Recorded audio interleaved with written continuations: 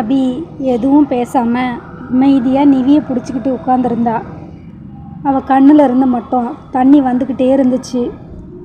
தெரிஞ்சவங்க பழகினவங்க எல்லாரையும் விட்டு தெரியாத இடத்துக்கு போக போகிறோம். அபி அழுகிறத பார்த்து கௌதம் அவளுக்கு ஆறுதல் சொல்லலை. பதிலாக, அபி நம்ம போரூர்லேருந்து வலசரவாக்கம் தான் போகிறோம். அங்கேயும் மனுஷங்க தான் இருக்கிறாங்க. எல்லாத்துக்கும் மேலே நான் உன் கூட இருக்கிறேன். என்னவோ நாடு விட்டு நாடு போகிற மாதிரி ஃபீல் பண்ணுற. தன்னோட மனநிலையை இவனுக்கு எப்படி புரிய வைக்கிறதுன்னு அபிக்கு புரியல. யாருன்னு தெரியாத ஒரு இடத்துல திடீர்னு எப்படி போயிருக்கிறது? அதுவும் அவங்க இவளை ஏற்றுக்கிற ஆளுங்களாக இருந்தால் பரவாயில்ல. சொந்த மகனையே வேண்டான்னு சொன்னவங்க நான்லாம் எந்த மூளைக்கு? ஆண்டவனே, அங்கே என்ன பிரச்சனை நடந்தாலும் நான் நிவிக்காக பொறுத்துக்கணும். நிவி நல்லா இருக்கணும். விவரம் தெரிஞ்ச வயசில் தாய் தகப்பனை இழந்த எனக்கே இவ்வளோ கஷ்டமாக இருக்குதே. அந்த குழந்தைக்கு ஒரு விவரமும் தெரியாது. அப்பா அம்மா இல்லாமல் அவன் எவ்வளோ கஷ்டப்பட போகிறானோ. அக்கா, மாமா, நீங்கள் 2 பேரும் தான் கடவுளாக இருந்து அவனை காப்பாற்றணும். அபி வேண்டிக்கிட்டே வர்றதுக்குள்ளே கௌதம் வீடு வந்துருச்சு. இறங்க அபி. அதை வீடுன்னு சொல்லக்கூடாது, மாளிகைன்னு தான் சொல்லணும்.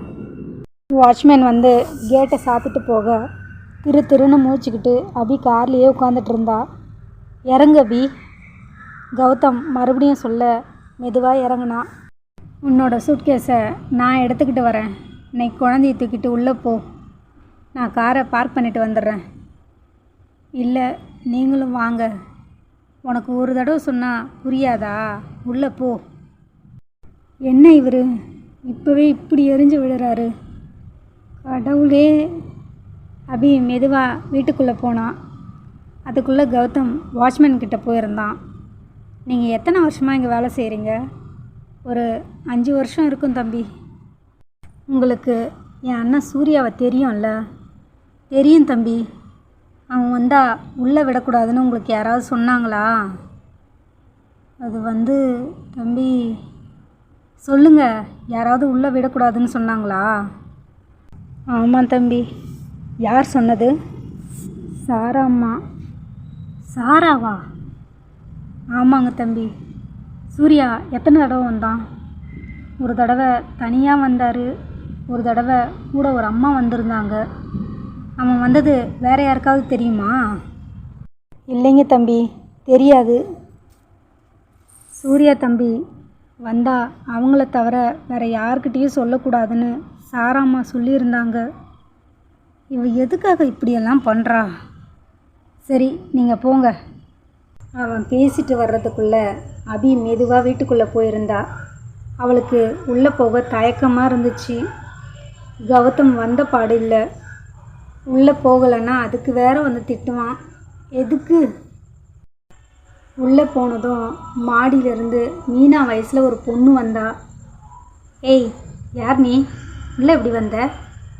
அந்த பொண்ணு அபி வயசுக்கு கூட மரியாதை கொடுக்கல. என்ன, ஏதாவது டொனேஷனா? என்ன இப்படி பேசுகிறா?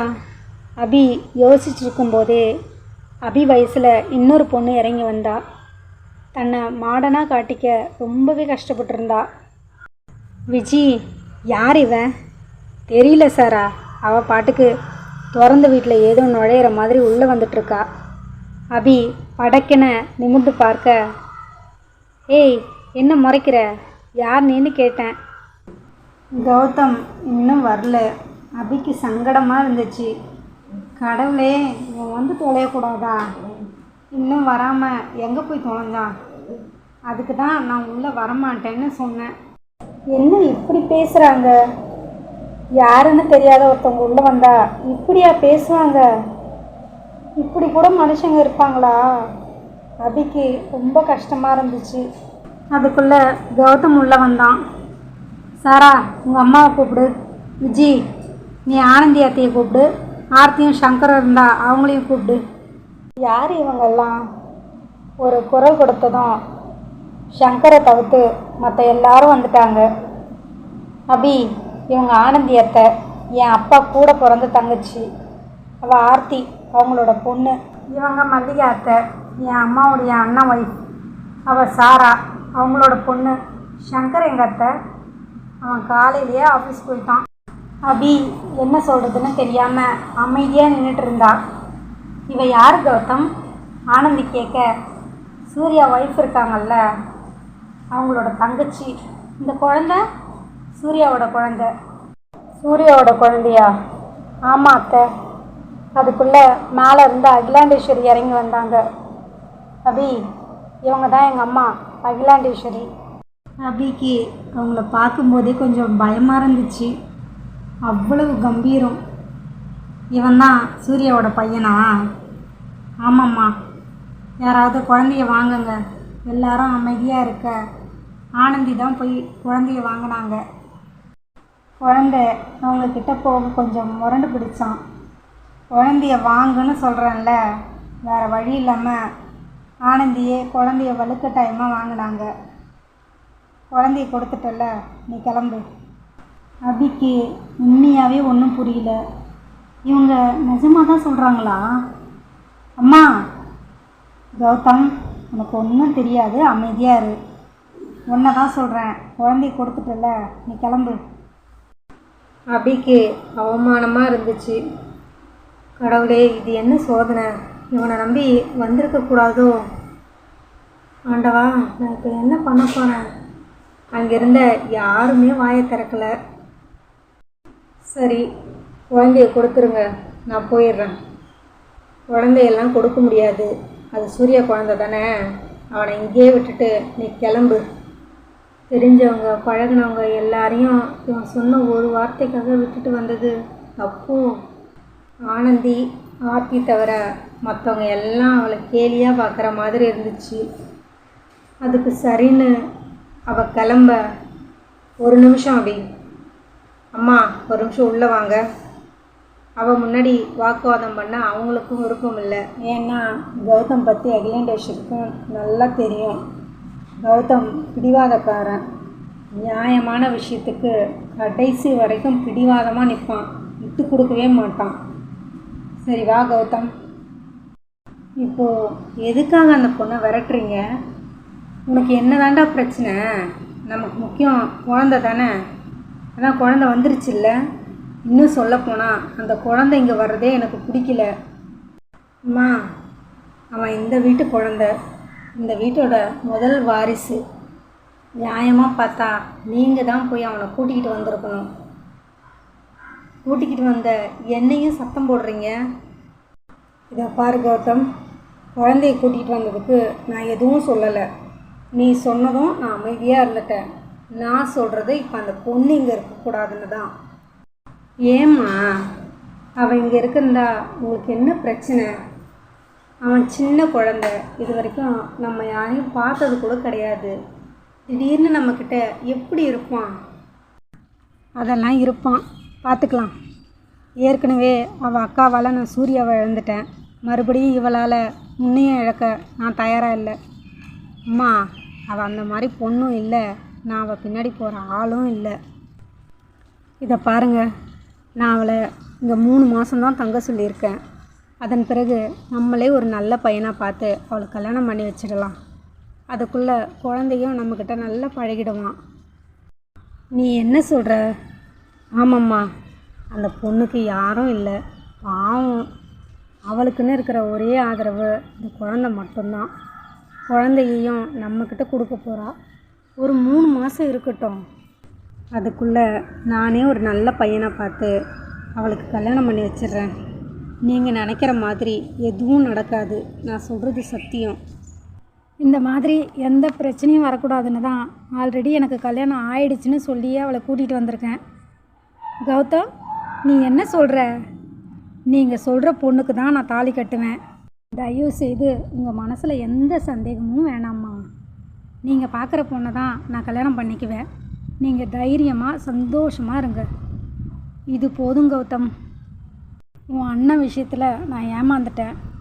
உன் விஷயத்துலேயும் அப்படி ஒரு ஏமாற்றம் வந்தால் நான் உயிரோடவே இருக்க மாட்டேன். அம்மா, எதுக்குமா பெரிய வார்த்தைலாம் பேசுகிறீங்க? இப்போவும் நான் அந்த பொண்ணுக்காக பேசலம்மா. அவன் நம்ம வீட்டு குழந்தை, அவனுக்காக தான் பேசுகிறேன். இது சுயநலமாக தெரிஞ்சாலும் எனக்கு வேறு வழி இல்லை. அவன் நல்லா இருக்கணும். சூர்யாவோட குழந்தை அனாதையாக இருந்தால் பரவாயில்லையா?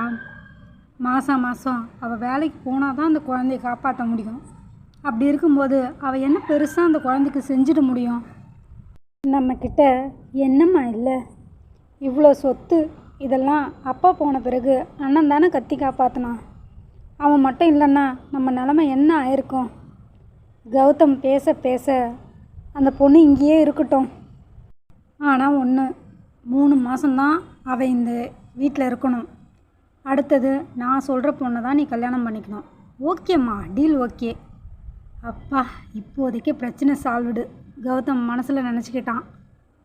வெளியில் வந்தா அகிலாண்டேஸ்வரி, இங்கே பாரு, இன்றைக்கி ஆகஸ்ட் 5, செப்டம்பர், அக்டோபர், நவம்பர் 5ஆம் தேதியெல்லாம் நீ இந்த வீட்டை விட்டு வெளியே போயிடணும். அதுவும் சூர்யா குழந்தைக்காக தான். உனக்கு இந்த வீட்டில் வேறு எந்த உரிமையும் இல்லை. இந்த வீட்டில் நீ ஏதாவது உரிமை எடுத்துக்கிறத பார்த்தேன், அடுத்த நிமிஷம் உன்னை கழுத்து பிடிச்சி வெளியில் தள்ளிடுவேன். ஜாக்கிரதை. எல்லாரும் போய் வேலையை பாருங்கள். ஆர்த்தி, இவளை உன்னோட ரூமுக்கு கூட்டிகிட்டு போ. ஆனந்தி, குழந்த இனிமேல் உன்னோட பொறுப்பு. உத்தரவு போட்ட மாதிரி சொல்லிவிட்டு அகிலாண்டேஸ்வரி அங்கேருந்து போயிட்டாங்க. அக்கா வாங்க போகலாம். ஆர்த்தி அபியை தன்னோட ரூமுக்கு கூட்டிகிட்டு போனான். சாப்பிட்டீங்களா? அபி அமைதியாக இருக்க. சரிக்கா, நான் காலேஜ் கிளம்பணும். அம்மாக்கிட்ட சொல்லிட்டு போகிறேன், அவங்க டிஃபன் எடுத்துகிட்டு வருவாங்க. அபி வந்து சாப்பிடுமா. ஆனந்தி கூப்பிட அபி தயக்கமாக நின்றுக்கிட்டு இருந்தா. வாமா வந்து சாப்பிடு. வேறு வழி இல்லாமல் அபி சாப்பிட போக கௌதம் சாப்பிட்டு ஆஃபீஸ் கிளம்பிக்கிட்டு இருந்தான். ஆமாம், உங்கள் ஒய்ஃப் எங்கே? அதோ வரா பாரு. கௌதம் கை காட்டின பக்கம் யாருமே இல்லை. யார் வராங்க? இவர் யாரை சொல்லிட்டு போகிறாரு? அங்கே வந்த ஆனந்தி, என்ன அபி கண்ணாடியே பார்த்துக்கிட்டு இருக்க?